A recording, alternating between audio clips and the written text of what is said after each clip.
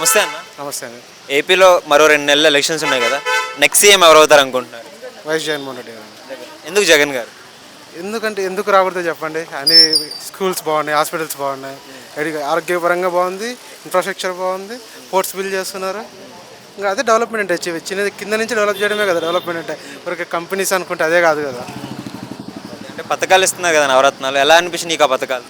పర్లేదండి, అంటే below poverty line ఉన్న వాళ్ళకి చాలా బెస్ట్ అది. ఆ, పై ఉన్న వాళ్ళకి అనిపించదు, మిడిల్ క్లాస్ అబవ్ ఉండే వాళ్ళకి అది ఎందుకు డబ్బులు ఇచ్చి వేస్ట్ చేస్తున్నారో అనిపించవచ్చు. కానీ బిలో పావర్టీ లైన్ వాళ్ళకి బెస్ట్ అది చాలా. అందరికి అందుతున్నాయి ఆ పథకాలు? అఫ్ కోర్స్ అందరికి అందుతున్నాయి. అది మా దాంట్లో మాకు చాలా వరకు తెలుసు. మాకు టీడీపీ ఉన్నారు, వైసీపీ ఉన్నారు, ఏం డిఫరెన్స్ ఏం లేదు. అందరికి వెళ్ళిపోతున్నాయి.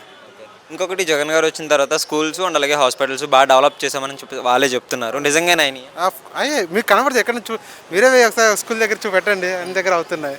మీరు చూసుంటారు కదా, స్కూల్స్ ఎలా ఉన్నాయి అప్పటికి ఇప్పటికి తేడా? చాలా బాగున్నాయి, చాలా మెయిన్ డిఫరెన్స్ ఏం కనిపిస్తుంది? మీరు కానీ మామూలు స్కూల్ పిల్లలు కనబడుతుంది. వాళ్ళు షూస్ వేసుకున్నారు, బ్యాగ్స్, వాళ్ళకి యూనిఫామ్. ఇంతకుముందు మనం ఎప్పుడు చూస్తున్నాం కదా. బెంచెస్ కానీ, క్లాస్ బోర్డ్స్ కానీ, ఇంకా ట్యాబ్స్ అంటున్నారు, ఇంకా అన్నీ బాగున్నాయి కదా. ఫుడ్ కూడా బాగుంది అంటున్నారు. హాస్పిటల్స్ ఎలా ఉన్నాయి? హాస్పిటల్తో రీసెంట్గా మా మమ్మీకి కూడా చేయించాను ఆరోగ్యశ్రీ కంటి ఆపరేషన్, డబ్బులు వచ్చాయి. మరి ఇంకా 25 లక్షలకు పెంచారు కదా ఆరోగ్యశ్రీ, ఎలా అనిపిస్తుంది మీకు? చాలా బెనిఫిట్ అండి, చాలా. నేను ఇంకా చాలామంది పట్టించుకోవట్లేదు. కానీ మీరు ట్విట్టర్లో హరికృష్ణ సీఎం అని ఒక అతను ఉంటాడు, సీఎం సెక్రటరీ, ప్రిన్సిపల్ సెక్రటరీ. మీరు ఒకసారి చూసుకోండి, జనసేన లేదు, టీడీపీ లేదు, వైసీపీ లేదు, ఎవరు లేదు. ఎవరు కమెంట్ ట్విట్టర్లో పెట్టినా కూడా రిప్లై ఇస్తుంటాడు. వాళ్ళ టీం వెళ్ళి వాళ్ళు కోఆర్డినేట్ చేసి వాళ్ళు రిప్లై ఇచ్చి వాళ్ళు చేస్తుంటారు. ఇది అసలు ఈ ఫ్యాక్ట్ ఎవరికి తెలియదు. చాలామందికి తెలియదు. ట్విట్టర్లో ఉంటారు హరికృష్ణ సీఎంఓ అని.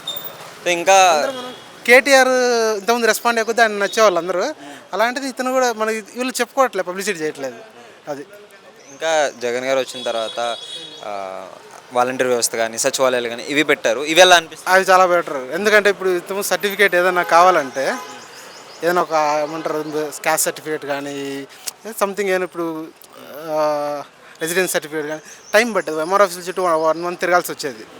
ఇప్పుడైనా 1 week మహా అవుతుంది. అది వాలంటీర్కి చెప్తే వాళ్ళకు అప్లై చేయడం, వాళ్ళు ఎప్పుడు వస్తుంది ఏంటంటే వాలంటీర్తో కనెక్ట్ మధ్యలో మనకు ఒక వ్యక్తి ఉండడం వల్ల ఈజీ అయిపోతుంది.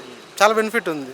ఏమైనా మనం ఇప్పుడు అక్కడివి ఎవరిని క్వశ్చన్ చేయాల్సిన అవసరం లేదు. మనం వాలంటీర్ని క్వశ్చన్ చేస్తే వాళ్ళు మనకు బెనిఫిట్స్ ఏంటో తెలిసిపోతుంది. ఇంకొకటి, షర్మిల గారు జగన్కి ఆపోజిట్ అయ్యి చేస్తున్నారు కదా, మాట్లాడుతున్నారు.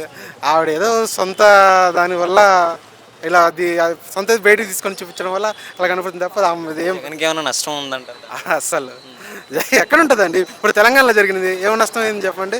ఆమె కనపడిపోతుంది కదా. కొద్ది రోజులు పార్టీ పెట్టింది, మళ్ళీ బయటకు వచ్చేసి వాళ్ళనే తిట్టింది. వాళ్ళు రాజశేఖర రెడ్డిని కాంగ్రెసే అన్నది, కేసు పెట్టించింది. మళ్ళీ ఇప్పుడు వచ్చి కాంగ్రెసే మంచి అంటుంది. ఎలా నమ్ముతారు? ఈ డైవర్షన్ ఈ కొద్ది రోజుల్లోనే ఇన్ని జరుగుతుంటే? ఒక ముక్కలో నెక్స్ట్ కోర్స్ సీఎం జగన్.